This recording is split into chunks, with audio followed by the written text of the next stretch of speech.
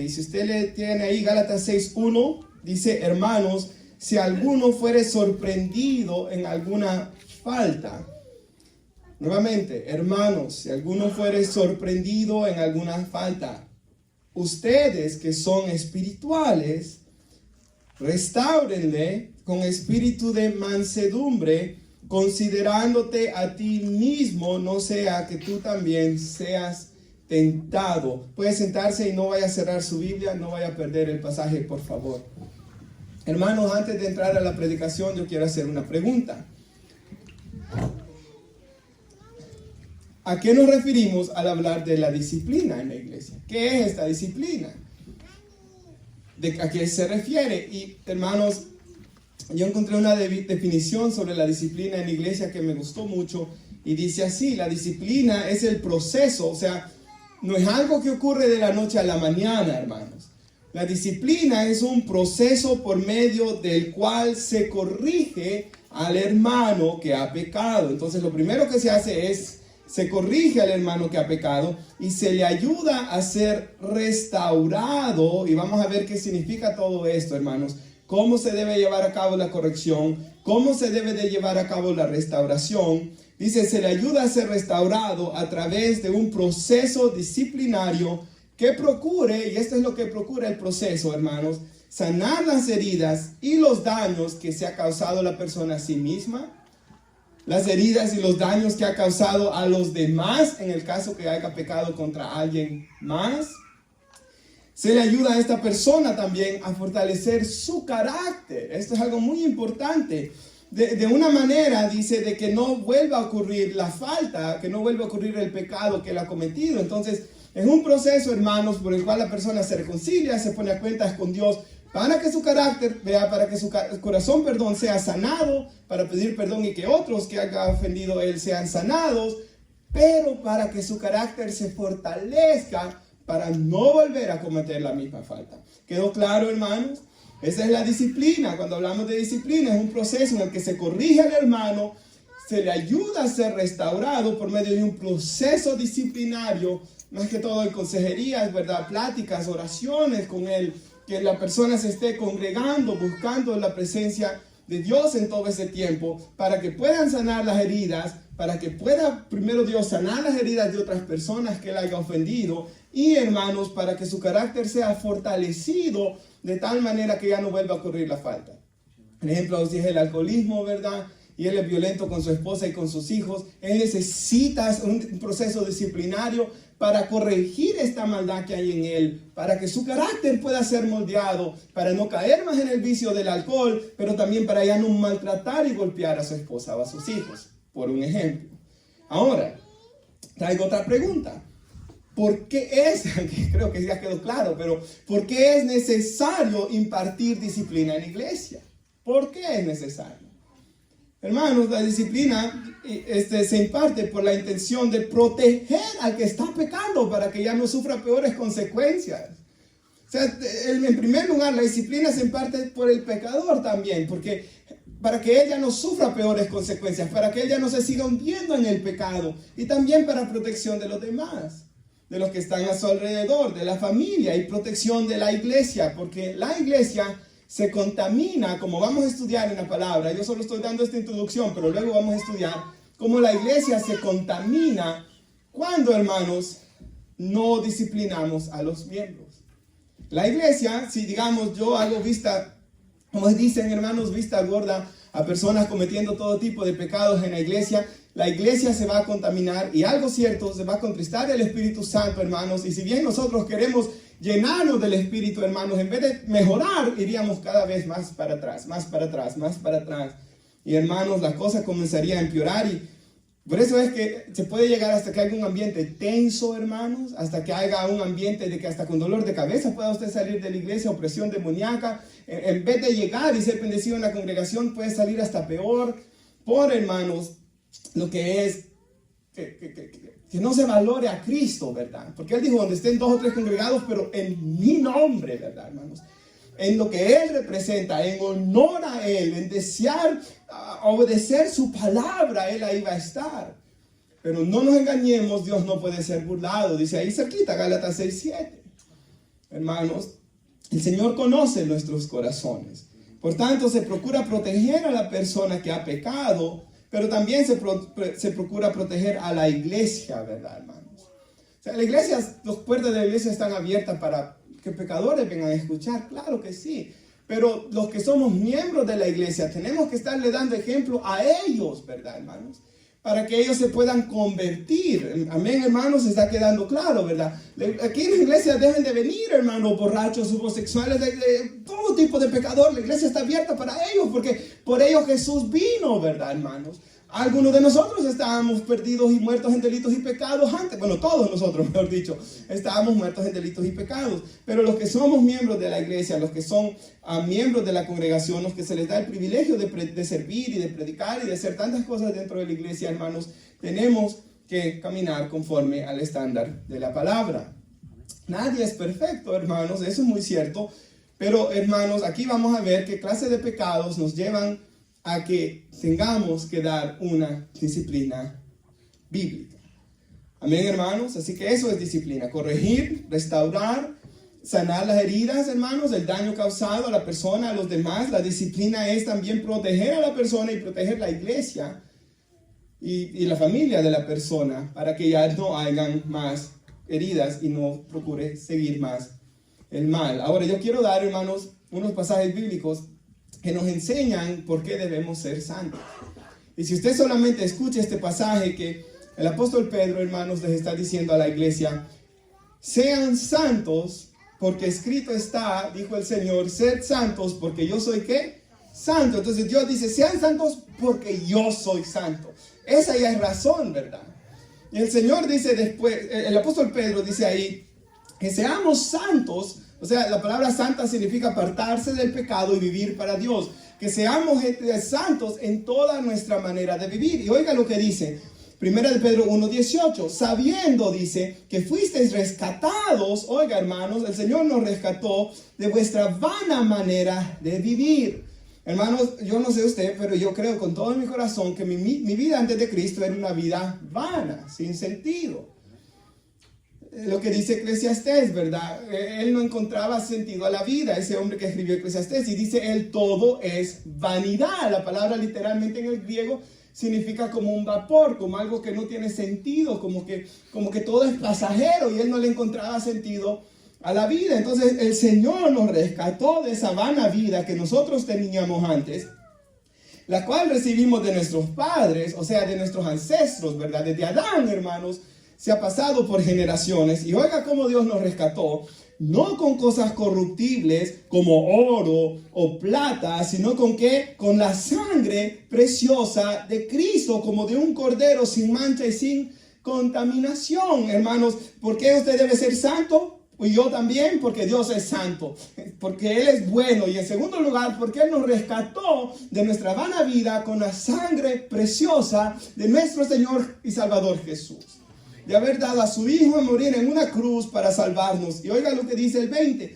ya destinado desde antes de la fundación del mundo, pero manifestado en los postreros tiempos por amor de ustedes.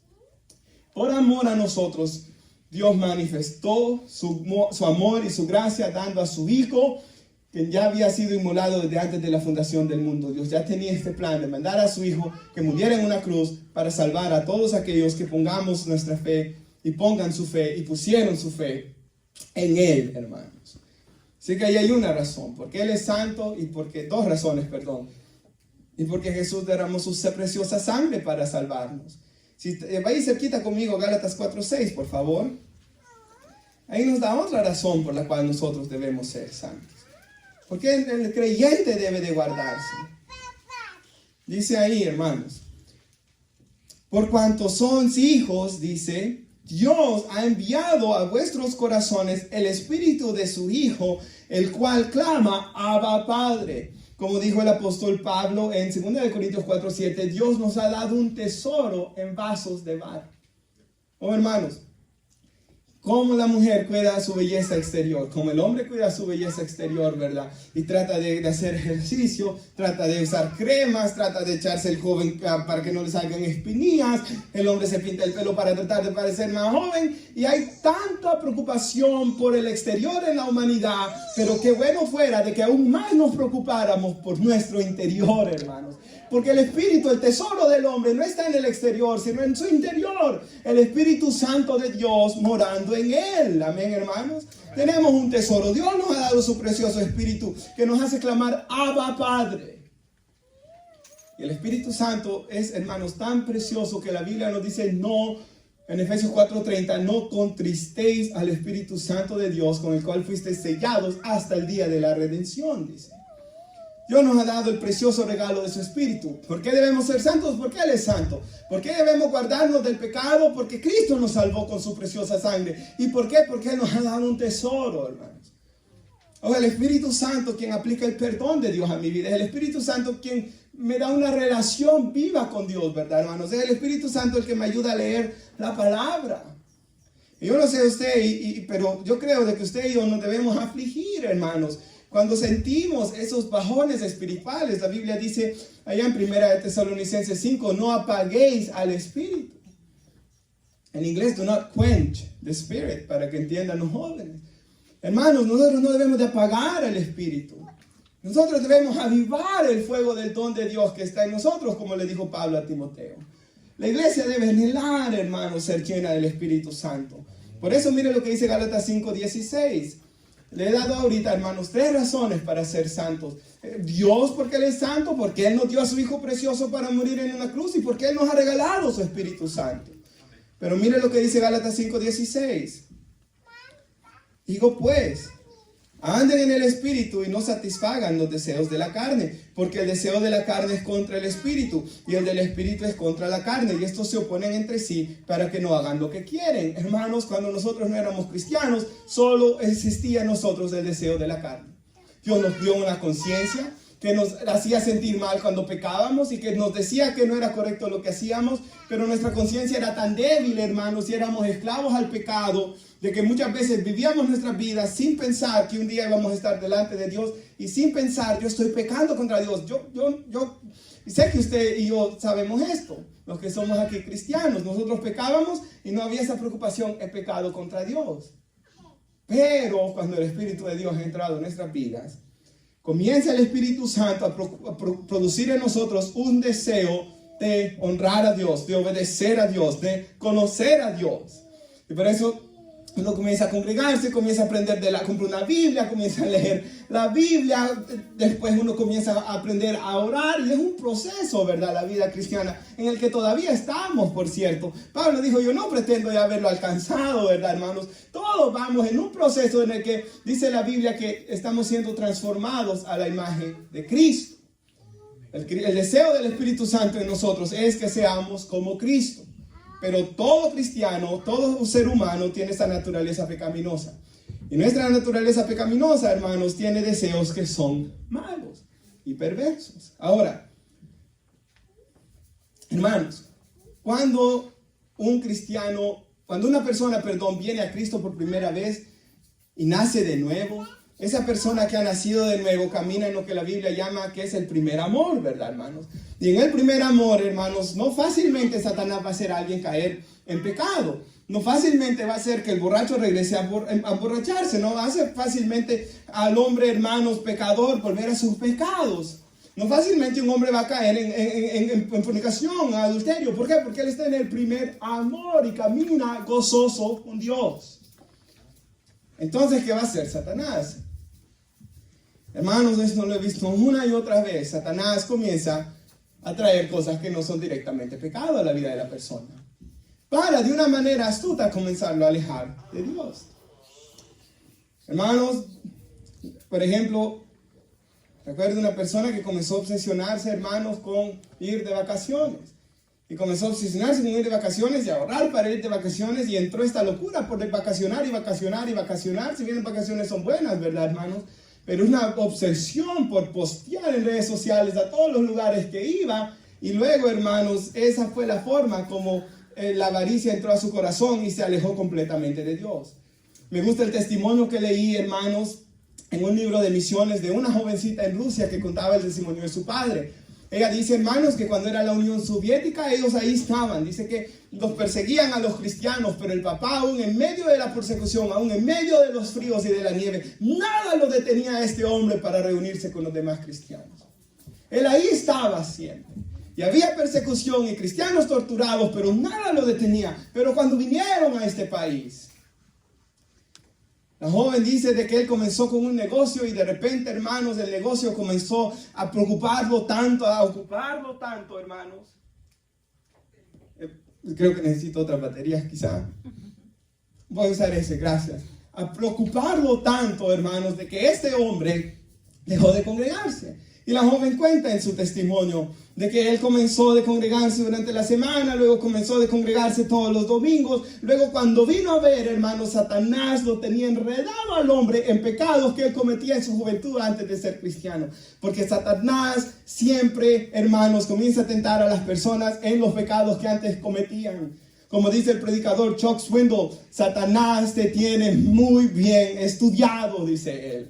Otro hombre de Dios dijo, hermanos, un puritano, Satanás moldeará las tentaciones conforme a tu carácter, porque él te conoce. Y hermanos, esa es la forma como actúa Satanás. Alguien que camina en el primer amor, Satanás sabe que no lo va a poder hacer cometer esos pecados tan horribles rápidamente. Y lo va a comenzar a enredar de una manera, como ese hombre de Rusia, hermanos. El trabajo es bueno. Poner un negocio era bueno, pero se comenzó a enredar tanto en eso, obsesionar tanto en eso, a perder su vida espiritual en eso, que luego vino Satanás, hermanos, y cuando el hombre vino a sentir, ya era fácil presa de Satanás. Y de esa manera Satanás destruyó su vida. Y algo terrible es que esto nos puede pasar a todos nosotros. No es que solo al hombre de Rusia. A David le pasó, hermanos. Al apóstol Pedro le pasó cuando él pensaba que no iba a fallar. Al hombre más sabio en el Antiguo Testamento, el más sabio en el Antiguo Testamento, Salomón, le pasó. Comenzar a jugar con el pecado, ¿verdad? Que esto no me va a hacer nada malo a mí. Y estos hombres cayeron, hermanos. Así que esto es algo muy, muy, muy peligroso. Comenzarse a enredar en estas cosas. Y por eso nos viene la exhortación a todos nosotros. En el versículo 16, una vez más, de Gálatas 5, les digo pues, otra vez más, hermanos, andemos en el Espíritu y no vamos a satisfacer los deseos de la carne, dice la Biblia de las Américas.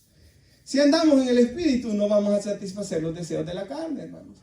Me gusta algo que un predicador dijo en cierta ocasión, hermanos. Si tú estás caminando en la unción de Dios, en la presencia de Dios, y en la televisión sale algo, hermanos, que es perverso, dije él, la misma presencia de Dios te hace que mires a otro lado.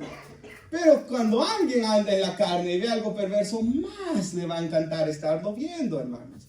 Esa es la verdad de por qué nosotros debemos caminar en el Espíritu. Porque el deseo de la carne, dice el versículo 17, es contra el Espíritu. El del Espíritu es contra la carne. Y estos se oponen entre sí para que no hagan lo que quieren. O sea, la carne va a tratar de oponerse para llevar al cristiano a no hacer las cosas que él quiere. Porque el corazón nuevo que Dios nos ha dado, deseamos la santidad. O sea, no puede ser un cristiano, ¿verdad? Un joven acá no puede ser cristiano y levantarse en la mañana, si él es cristiano, y decir, yo quiero ver cosas sucias en mi teléfono hoy. No.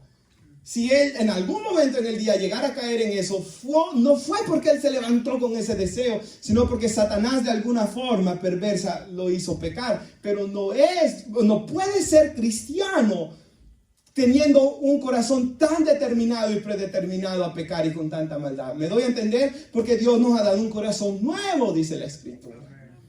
Y otra cosa muy peligrosa es, hermanos, no podemos, porque yo he dicho muchas veces, hermanos, Hebreos 4, 14 a 16, acerquémonos confiadamente al trono de la gracia para recibir gracia y misericordia para el oportuno socorro. Cuando pecamos debemos correr al trono de la gracia. ¿Por qué? Porque Satanás y la carne lo que quieren es crear hábitos pecaminosos en nuestras vidas. Crear hábitos, y cuando se crea un hábito es difícil romper con ese hábito.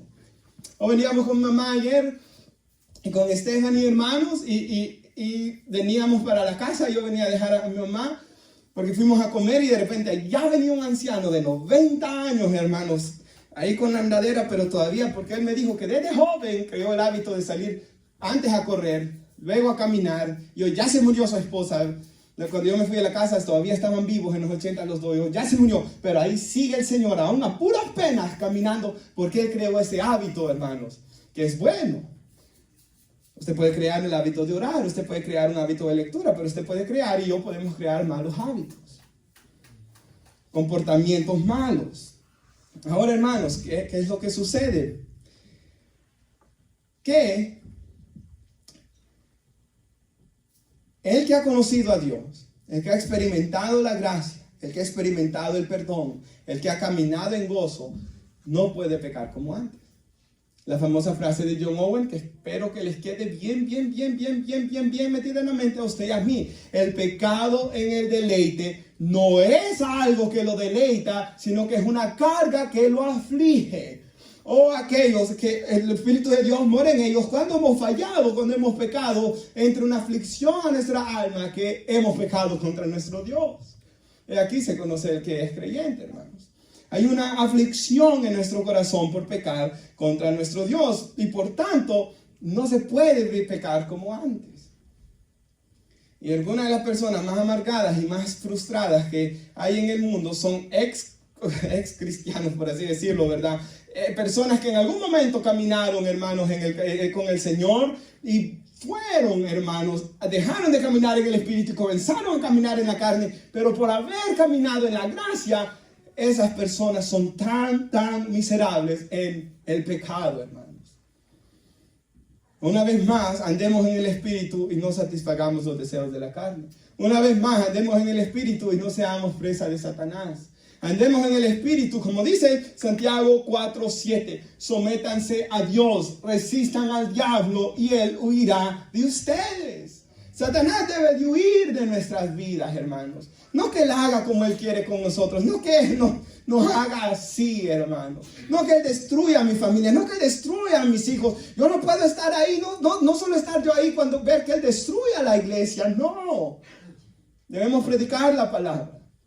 Y estudiar, hermanos. Para que él huya de nosotros. Como ese fuerte amén que dijo JJ ahí.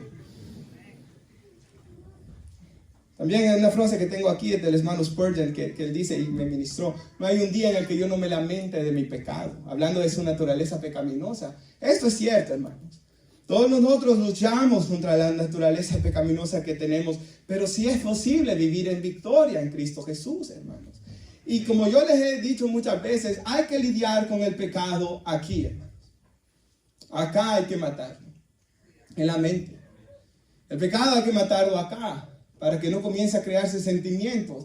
Un predicador, cuando yo era joven, me acuerdo de la famosa frase, famosa porque yo ya la he hecho famosa de tanto que la he repetido, ¿verdad? Pensamiento se convierte en sentimiento y de ahí sale un comportamiento, dijo este predicador. Y es cierto, hermanos. De la abundancia del corazón habla la boca y del corazón salen nuestras acciones, dijo Jesús. Por tanto, hermanos, el pecado se tiene que matar aquí, hermanos, en la mente. Que no creemos sentimientos en nuestro corazón. Mira el versículo 19 de Gálatas 5, ¿lo tenemos? Nos comienza a decir cómo son las obras de la carne.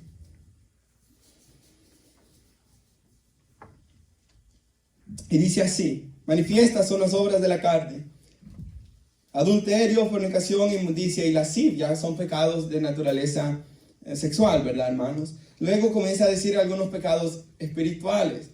Hermanos, si alguien de nosotros, como más adelante va a decir, si alguno es sorprendido en alguna de estas faltas, nos dice nuestro pasaje inicial, si alguien cae en estas obras, necesita una restauración, ¿verdad? Adulterio, fornicación, inmundicia, lascivia, idolatría, hechicerías, enemistades, pleitos, celos, iras, contiendas, disensiones, herejías, envidias, homicidios, borracheras, orgías y cosas semejantes. En ese tiempo no existían las drogas, por ejemplo, pero cosas semejantes a estas, acerca de las cuales los amonesto. Como ya os lo he dicho antes, ya lo había dicho esto a los hermanos, que los que practican tales cosas no heredarán el reino de Dios. Una vez más, hermanos, no puede alguien que está en Cristo practicar esto por el Espíritu de Dios que mora en él, porque dice la Biblia en el 1 de Juan 3 que aquel que está en Cristo no practica el pecado. 1 de Juan 3:8, el que practica el pecado es ¿de quién? Del diablo. Y para esto apareció el Hijo de Dios, para destruir las obras del diablo. Entonces Cristo viene a nuestras vidas para destruir todas estas cosas: adulterios, fornicaciones, borracheras, envidias. Hermanos, una persona llena de envidia, ¿cómo puede vivir feliz? Pero Cristo quiere que nosotros aprendamos a contentarnos cualquiera que sea nuestra situación. Cada uno de nosotros debe estar feliz, hermanos, con lo que Dios me ha dado. Porque nuestra felicidad no debe de venir de las cosas que tengamos, ni aún de nuestra familia o nuestra privacidad. En primer lugar, debe de venir de Dios, hermanos.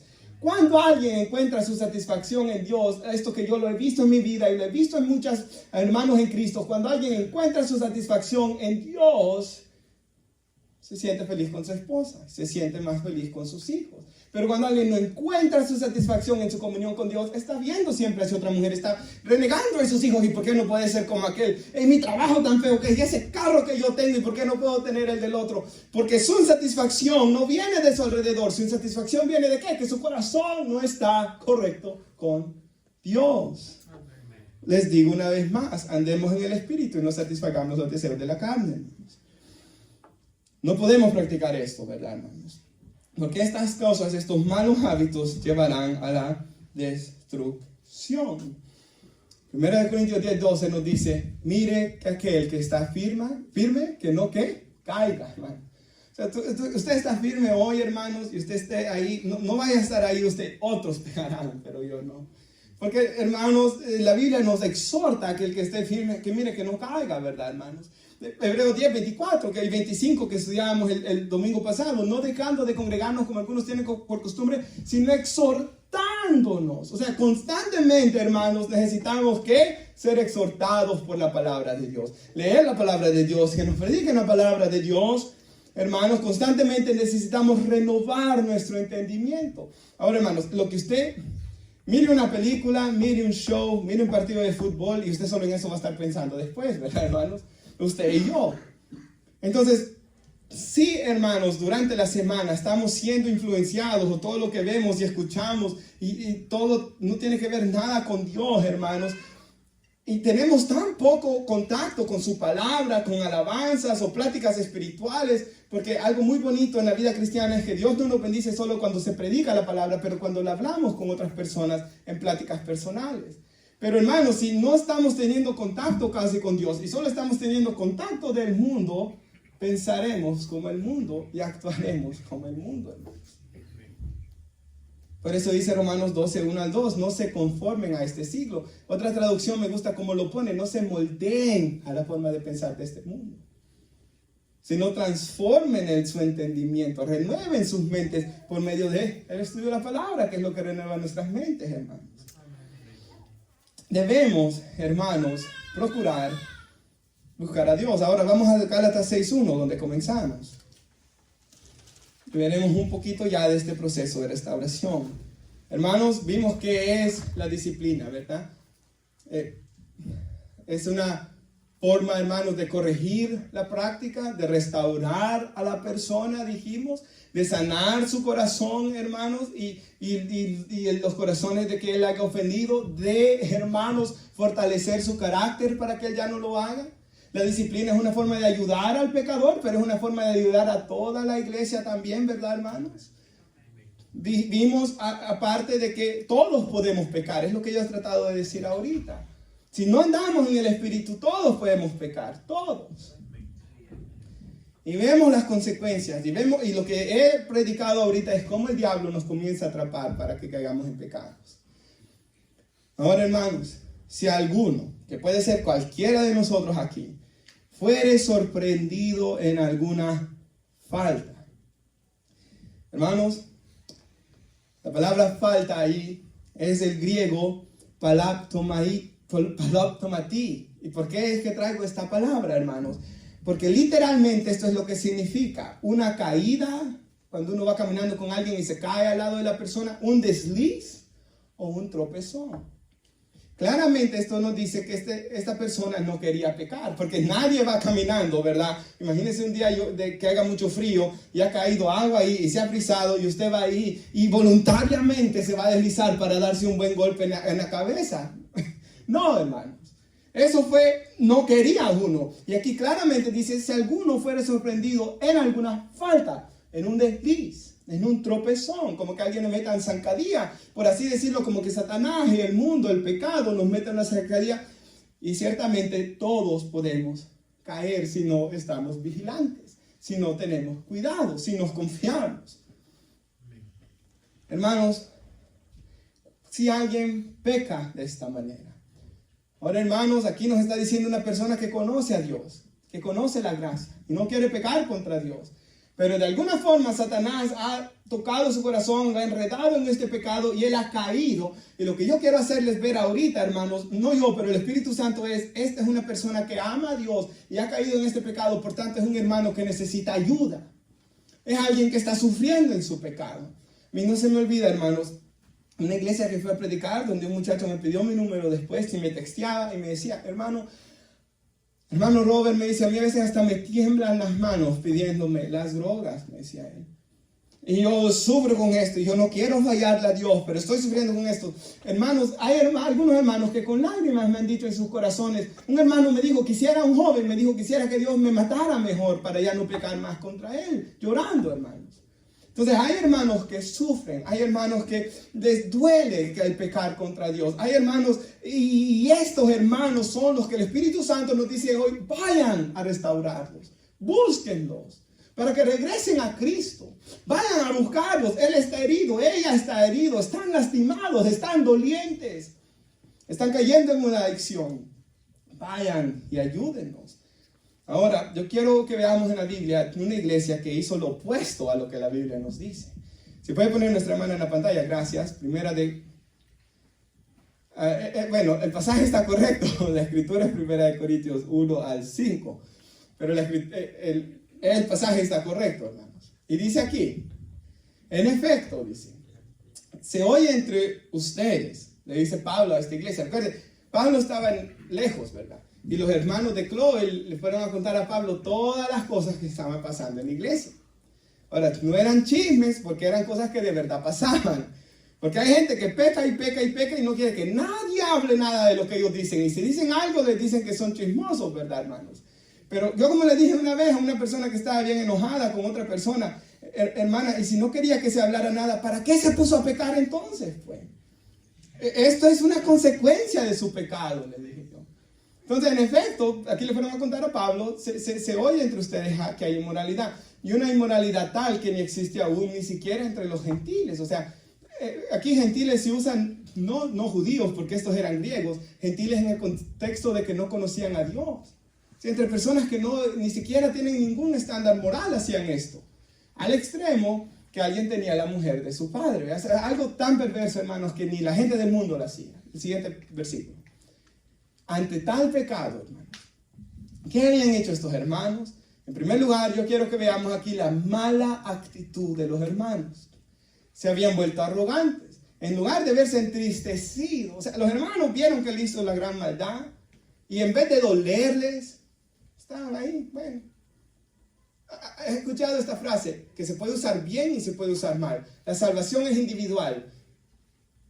La Biblia dice en Ezequiel, los padres no llevarán el pecado de los hijos, el hijo el de los padres. Se puede usar correctamente, pero se puede usar también de una forma como que a mí no me importa el otro, y ahí ya se usó de una manera mal, hermanos. En vez de sentirse entristecido por el que de ustedes ha cometido esta acción y que fuera expulsado de en medio de ustedes, hay ciertos pecados, hermanos, que tienen que ser expulsadas a las personas de la iglesia también. Las puertas de la iglesia están abiertas para todos, ¿verdad, hermanos? Pero hay ciertas cosas a veces, como en este caso, este hombre estaba ahí entre los hermanos cometiendo un acto tan inmoral de haberle quitado la mujer a su papá. Tenía que ser expulsado. Les doy un ejemplo de esto. Pastor Paul nos contó una vez, aquí en la iglesia, los americanos que están aquí, ¿verdad? En la mañana, dice él que cuando él comenzó a ser pastor tuvo una fuerte dificultad que él pasó en su ministerio. Estaba el hermano Marvin, Stephanie conmigo esta vez, cuenta de que había una señora que abandonó a su esposo y había un señor que abandonó a su esposa. Se juntaron y querían estar aquí en la iglesia. Y aquí estaba la esposa dolida, ya estaba el esposo dolido, ellos querían estar aquí frescos. Y el pastor les dijo, váyanse. Son expulsados de la iglesia. Ustedes no pueden estar aquí. No va a estar aquí su esposa, no va a estar aquí su esposo y ustedes dos aquí juntos. No, ustedes son expulsados de la iglesia. Y dice Pastor Paul de que la mujer que había hecho esta falta se arrepintió y regresó. Y la volvieron a recibir en la iglesia. El hombre no. Porque hermanos, si los hermanos aquí solo lo habían dejado pasar la cosa, hermanos, habían jóvenes mirando, habían nuevos convertidos mirando, estaba el mundo mirando. Y se da un mal testimonio del evangelio. Ahora mire lo que dice el siguiente versículo. Pues yo por mi parte, dice Pablo, aunque esté en cuerpo, no esté en cuerpo, pero el presente en espíritu, como si estuviera presente, ya he juzgado al que cometió tal acción, porque va en contra de la palabra, ¿verdad, hermanos? El siguiente versículo. Por cierto, nosotros somos llamados a poder juzgar entre el bien y el mal. Ahora, yo tengo que ver la viga en mi ojo antes de ver la paja en el ojo ajeno también, ¿verdad, hermanos? Pero no puedo decirle a alguien que no haga algo que yo estoy cometiendo, por cierto. Pero Jesús dijo que primero saque la viga para luego ayudar a mi hermano a quitarle la paja de su ojo, ¿verdad, hermanos? Yo debo ver mi falta y luego ver la falta en el otro también. Ahora dice, en el nombre del Señor Jesús, cuando estén reunidos, yo con ustedes en espíritu, cuando venga a la iglesia, con el poder de nuestro Señor Jesús, Él invoca el nombre del Señor, Él invoca el poder del Señor Jesús. Dice el siguiente versículo, entregan a ese tal a Satanás. O sea, cuando él iba a ser removido de la iglesia, es lo que aquí dice el apóstol Juan, que hay ciertos pecados por los cuales yo digo que no oren, dice él. Esta persona había cometido ese pecado de muerte, no arrepentido, que no se debía orar, tenía que ser entregado fuera de la iglesia, para que Satanás destruyera su carne, su vida. ¿Y cuál era el propósito? Que este hombre sufriera allá afuera por Satanás, que su espíritu sea salvo en el día del Señor Jesús. O sea, el punto era de que los hermanos no tenían que dejar a este hombre ahí, sino que lo tenían que mandar afuera, hermanos, lejos de la iglesia, para que fuera ya el diablo quien destruyera su vida, ciertamente, para que así este hombre se arrepintiera. Lastimosamente, como el testimonio que contaba nuestro hermano Julio, hermanos, muchas veces el hombre tiene que ser así, como el hijo pródigo, llegar a fondo, para de ahí volver en sí.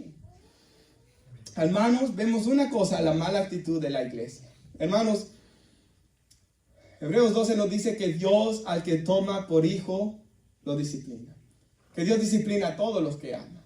Que Él azota al que toma por hijo. Y luego dice el escritor de Hebreos, ¿qué padre hay que no disciplina a sus hijos? Hermanos, si nosotros como mamás vemos que nuestros hijos están haciendo malas cosas y no los disciplinamos, ¿los estamos amando o los estamos aborreciendo? Los estamos aborreciendo, porque les estamos dejando hacer algo malo, ¿verdad, hermanos? Y estamos dejando que creen un hábito que va a destruir sus vidas. Entonces es igual. ¿Cómo puede decir alguien, verdad, que ama a un hermano en Cristo si yo lo veo que le está haciendo el mal? ¿Cómo, digamos, Pastor Paul podía amar a esos hermanos que estaban uniéndose así de esa manera y no decirles nada? Eso no es amor, hermanos. Amor es decirle arrepiéntanse. Amor es amonestarlos con la palabra. Amor es hablarles del perdón y de la restauración que Cristo ofrece para el arrepentido. Y que todos los pecados y blasfemias que digan los hombres pues serán perdonados, dijo Jesús, ¿verdad? Hermanos, el amor no calla, ¿verdad? Como el papá que deja que vea al hijo. Yo me recuerdo, leí una historia cuando yo era pequeño de un joven. Yo no sé si era verdad o era ficticia la historia, pero la enseñanza era buena. Era un muchacho de que su mamá cuando era pequeño lo miraba, que se iba a la tienda, que se iba al súper y que se robaba cositas como cartones de huevo, cositas así, ¿verdad? Se le robaba una gallina al vecino, le robaba cositas así. Y la mamá lo dejaba, y lo dejaba, y lo dejaba, y lo dejaba, y lo dejaba, y lo dejaba. Y bueno, y creció, y se hizo un delincuente. Y cuando estaba ya en la cárcel y todo, le comenzó a reclamar a la mamá, y le regañó a la mamá que nunca lo corrigió cuando él era pequeño, que la primera vez le hubiera dado con el cincho, ¿verdad, hermanos? Entonces, esa historia me quedó bien grabada y recuerdo eso ahorita, hermanos. No estamos amando a alguien cuando no se le está corrigiendo, ¿verdad? Acuérdense, la Biblia, por ejemplo, en Gálatas 2 nos muestra al apóstol Pedro, aquel que había predicado y 5,000 almas, hermanos, se convirtieron en ese avivamiento en Jerusalén. Aquel que llevó el evangelio a los gentiles por primera vez. El apóstol Pedro cometer un pecado y el apóstol Pablo lo reprendió aún a él. Todos, hermanos, necesitamos ser reprendidos en ocasiones, todos. Segundo lugar, vemos otro problema aquí. No solo la actitud mala de la iglesia, ahí, pero ¿qué otro problema vemos? La actitud del individuo. Este hombre estaba fresco con la mujer del papá. Y así demostraba que no era cristiano. Y así demostraba que tenía que ser entregado a Satanás por los hermanos. Hermanos, no puede haber alguien de verdad cristiano fresco en su pecado. Alguien que esté atado tiene que hacer lo que estos jóvenes que yo contaba en el testimonio, con lágrimas en los ojos. Ayúdenme, yo quiero dejar esto, ayúdenme. Hermanos, no puede estar alguien fresco en una práctica pecaminosa así. Pero el Espíritu Santo tiene que estar obrando en el arrepentimiento y aflicción en su corazón, ¿verdad, hermanos? Y este hombre de esa manera demostraba que él era malo. Ahora, en 2 de Corintios, más adelante nos dice algo. No puedo decir al 100% que era este hombre, pero hay alguien, y yo creo que, personalmente yo creo que era este hombre, porque en 2 de Corintios Pablo dice que había alguien que la iglesia tenía que volver a recibir. Y dice Pablo así, este hombre se ha entristecido, muestra tristeza sobremanera. Yo no quiero que él se hunda en su tristeza, dijo Pablo. Reciban a este hombre de regreso. Entonces, más adelante, si era este hombre o era otro, pero vemos un caso de una persona que está quebrantada en su pecado, que está arrepentido de su pecado y que Pablo dice, recíbanlo. Y me gusta la manera que él le dice, recíbanlo en Cristo. Recíbanlo de nuevo, este ha sido perdonado. El siguiente versículo de ahí, de 1 Corintios, si puede ponerlo nuestra hermana. No es buena vuestra jactancia. ¿No saben que un poco de levadura, qué? Leuda toda la masa. Ese pecado que tenían ahí iba a comenzar, hermanos, a dañar a toda la congregación. Y si permitimos como iglesia, hermanos, que los miembros de nuestra iglesia pequen sin llamarlos al arrepentimiento, sin decirles que se arrepientan, sin amonestarlos, haciendo vista gorda, tranquilos ellos y tranquilos nosotros con situaciones completamente deshonestas. Porque hay gente que dice, ¿verdad? Pero al pastor le toca, o a los líderes. Y ciertamente sí, el pastor y los diáconos tienen la autoridad en la iglesia, por así decirlo, de dar disciplina. El miembro no puede dar disciplina, pero el miembro debe alzar su voz y decir que tal cosa no está correcta también, hermanos. Yo tengo una responsabilidad delante de Dios, como de predicar la palabra de Dios y de alzar mi voz ante tal situación que no esté correcta. Ahora, contristamos al Espíritu Santo cuando, imagínense en esta iglesia. Aparte de eso, más cosas feas estaban pasando aquí en Corintios, ¿verdad? Había gente emborrachándose, había un montón de pecados bien feos. Imagínense en esa iglesia, hermanos, cuando se reunían, como le dijo Pablo, ustedes no se reúnen para lo mejor, sino que se reúnen para lo peor, les dijo él. No se reunían en el nombre del Señor Jesús, no se reunían para adorar a Cristo. La presencia especial de Dios no iba a estar ahí. Y cuando una iglesia hace algo así, hermanos, ¿qué es lo que comienza a pasar? El Espíritu Santo se comienza a contristar dentro de la iglesia. Y comenzamos a perder el gozo de... Nuestros servicios deberían de estar llenos de gozo, hermanos. Nuestros servicios deberían de ser de que yo deleite en la palabra. Nuestros servicios deberían decir de ser de una manera que yo me deleite en la oración. Por eso es, hermanos, que debemos guardarnos para Dios todos nosotros como miembros de la iglesia. Segundo, hermanos, otra cosa bien mala que estaba pasando aquí, hermanos, es que, por ejemplo, en los Corintios, Dios eventualmente los disciplinó a toda la iglesia. Y de la iglesia se comenzaron a enfermar y a morir personas por todo lo que estaban haciendo. Porque se tiene que practicar la disciplina para guardar y para cultivar la presencia de Dios entre nosotros, pero también para que Dios no nos discipline, hermanos. Porque ellos comenzaron a ser disciplinados. Otro problema que vemos aquí, en la iglesia siempre hay niños, hay jóvenes. Imagínense, hermanos, que mis niños comiencen a ver eso. Que mis niños sepan, hermanos, que digamos los hermanos que son diáconos son hombres malos, que son hombres mujeriegos, que son hombres estafadores, que son hombres aquí y allá. Ellos, el Satanás va a usar eso para hacerlos que se rebelen contra el evangelio y luego me echen en cara eso después a mí. Papá, tú eras el pastor. Tú sabías que el hermano Gilberto o el hermano Víctor o el hermano Marvin estaban en pecado y tú lo dejaste, ¿verdad? Y hicieron todo este mal. Entonces se estaba dando un mal testimonio a los niños, se estaba dando un mal testimonio a los jóvenes, se estaba dando un mal testimonio al mundo. Por eso también debemos guardarnos nosotros como iglesia. Yo sé que nadie está cometiendo esas cosas aquí ahorita así, ¿verdad, hermanos? Dentro de la membresía. Pero es mejor detener un mal antes que ocurra. Amén, hermanos. Ahora, ¿por qué muchas veces no se quiere practicar la disciplina y la restauración en una iglesia? Hermanos, yo puedo pensar en dos cosas. La primordial es esta. La única forma, como yo veo, de que no practiquemos la disciplina en la iglesia es que no nos importen las personas, que no nos importen las almas, que no nos importen las ovejas. Como dice el hermano Núñez, hay pastores que mientras las personas sigan dando su donación, no les importa que estén en pecado, porque les importan más, dice el hermano, sus carteras que sus corazones. Y eso no debe ser así, hermano. Debemos, hermanos, llamar al arrepentimiento a las personas, porque lo que nos debe de importar son sus almas. Amén, hermanos. En segundo lugar, hermanos, tal vez no se practica por miedo a que se enoje la persona y me diga, es mi vida privada, ¿verdad? No se anden metiendo, como decían, ¿qué te importa, verdad? O esas cosas. Pero, hermanos, una persona que hable de esa manera muestra que no ha entendido bien qué significa ser parte de una iglesia, parte del cuerpo de Cristo, o no es cristiana, ¿verdad? Porque, hermanos, en el momento, por ejemplo, que yo soy el pastor de aquí de la iglesia, hermanos, ustedes todos me tienen que llamar a cuentas. A que yo sea, por ejemplo, marido de una sola mujer. En el momento que yo anduviera con otra mujer, hermanos, ustedes tienen todo el derecho a removerme. Porque yo soy llamado a hacer ¿qué? A dar cuentas. Por cierto, no solo el pastor, todos los hermanos que anden con otra mujer deben ser removidos de la membresía de la iglesia. Y tienen que entrar a ¿qué? A ser restaurados. Todos. Ahora, ¿cómo se debe llevar a cabo la reprensión? Si puede poner nuestra hermana en Mateo.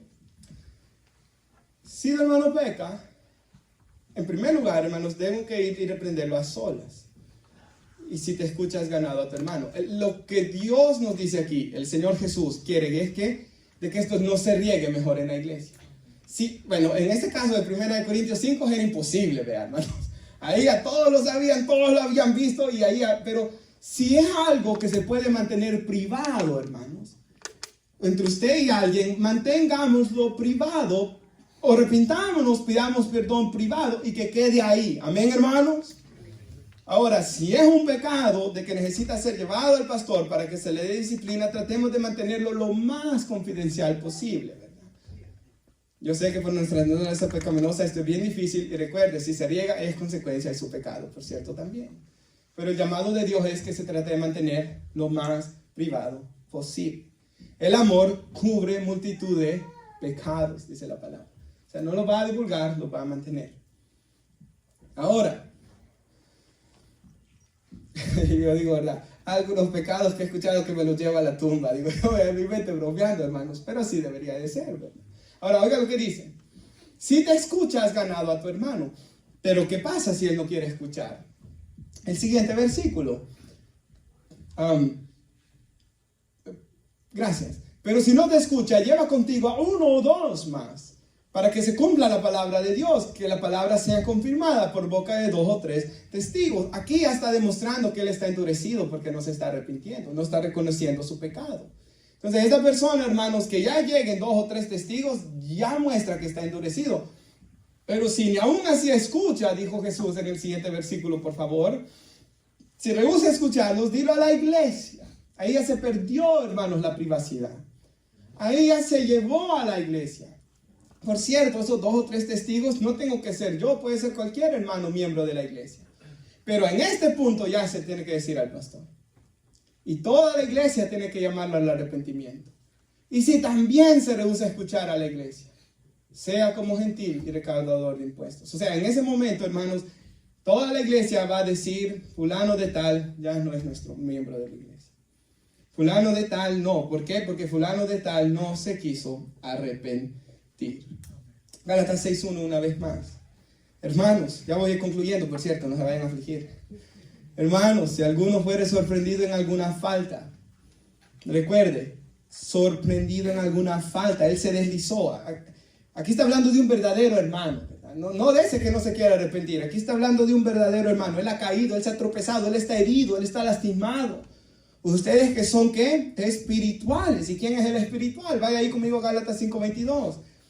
El fruto del Espíritu es amor, gozo, paz, paciencia, benignidad, bondad, fe, mansedumbre, templanza. Contra tales cosas, no hay ley. El espiritual es aquel que está dando este fruto. No va a ser perfecto, pero conforme los años en Cristo va a dar más de este fruto. Entonces, todos los miembros de la iglesia tenemos que estar dando este fruto, hermanos, por cierto. Tiene que haber más amor en nosotros, más gozo en nosotros, más paz, de un sentido de descansar en Dios, más depender de Dios cada vez. Hermanos, yo me recuerdo que yo me frustraba de una manera tan terrible antes de predicar, pero con los años yo tengo que aprender a que más paz para predicar, más confianza en Dios. Cuando salgan los problemas, más confianza en el Señor. Más mansedumbre, más templanza, más bondad. La palabra fe ahí, hermanos, literalmente no habla de la fe que se traduce siempre fe en la Biblia, sino que la mejor traducción es fidelidad. Un carácter fiel, ¿verdad? Los que caminemos de esta manera tenemos que ir a restaurarlo. Mire el 24. Los que son de Cristo han crucificado su carne, sus pasiones y deseos. Son personas que caminan correctamente con Dios. Y aquellos que estamos siendo parte de la membresía hoy y que debemos y estamos siendo espirituales, tenemos que ir a esa persona para restaurarle. Hermanos, traigo la palabra aquí, griego catartizo, que significa literalmente una reparación, una sanidad. Un término que se usaba para un hueso, oiga esto, hermanos, y esto me ministró mucho, término usado para un hueso dislocado que se ponía de nuevo en su sitio. Y cuando yo leí eso, hermanos, rápidamente, hermanos, el Señor me ministró algo. Es alguien que ha sido dislocado del cuerpo de Cristo, por así decirlo, y tiene que ser parte otra vez de la membresía. Es alguien que por su pecado, hermanos, tiene que entrar en esta disciplina, en esta restauración, pero una vez él sea restaurado, tiene que ser parte otra vez. Eso es restauración, hermanos. De que el hermano regrese a sus privilegios, que el hermano regrese a servir y con toda libertad y con todo perdón de parte de Dios y de nosotros también, hermanos. Eso es una restauración. Hermanos, donde se habla con la persona, se trata con la persona para que la persona pueda ser sanada. ¿Y cómo se debe llevar a cabo este proceso? Dice, ¿cómo, hermanos? Con mansedumbre, con humildad. Considérate a ti mismo, no sea que tú también seas tentado. No puede ir, porque nuestra naturaleza pecaminosa, hermanos, el hombre, todos nosotros tenemos una tendencia, hermanos, a creerse superior al otro, ¿verdad? Hay una tendencia en nosotros, hermanos, cuando vemos a alguien caer, como que en nuestra carne, se cayó, pero tú no. Hay una tendencia en nosotros, hermanos, que no es correcta, pero aquí Dios nos dice que debe ser hecha con humildad. ¿Cómo que yo puedo caer en lo mismo también? ¿Cómo que yo tengo la misma naturaleza pecaminosa que esa persona? Y por eso, hermanos, tengo que andar en el espíritu y no satisfacer los deseos de la carne. Y concluyo con un pasaje en la pantalla que ilustra esta verdad. Simón, Simón, le dice Jesús aquí, mira que Satanás los ha reclamado para zarandearlos como el trigo a los 11, ¿verdad, hermanos? Y dice Jesús, pero yo he rogado por ti para que tu fe no falte. Y una vez vuelto, y una vez que hayas regresado, fortalece a tus hermanos. El siguiente versículo. Pedro le dijo, Señor, estoy dispuesto a ir contigo donde vayas, tanto a la cárcel como a la muerte. En otro evangelio dice Pedro, otros se van a escandalizar, otros te pueden negar. Yo no, le dice él. Y el siguiente versículo, Jesús le dijo, Pedro, el gallo no cantará hoy hasta que tú me hayas negado 3 veces que me conoces. Y usted sabe lo que sucede. Pedro pensaba que él no lo iba a hacer. ¿Y cómo iba a pensarlo? Él había caminado sobre las aguas, 3 años caminando con Cristo, había visto tantas cosas. Yo no voy a fallar, dijo él. Hermanos, y cuando vino el momento, ¿qué sucedió? Pecó. Hermanos, él falló, pero me ministra tanto lo que Jesús dijo. Satanás te ha ido a pedir, pero yo he rogado por ti. hermanos, ahí vemos que siempre que la tentación viene, está también la intercesión de Cristo a favor de cada creyente. Hebreos 7:25. Él vive para interceder por nosotros. Cada vez, hermanos, que venga una tentación, ahí está también Cristo Jesús orando por nosotros. ¿Y qué sucedió, hermanos?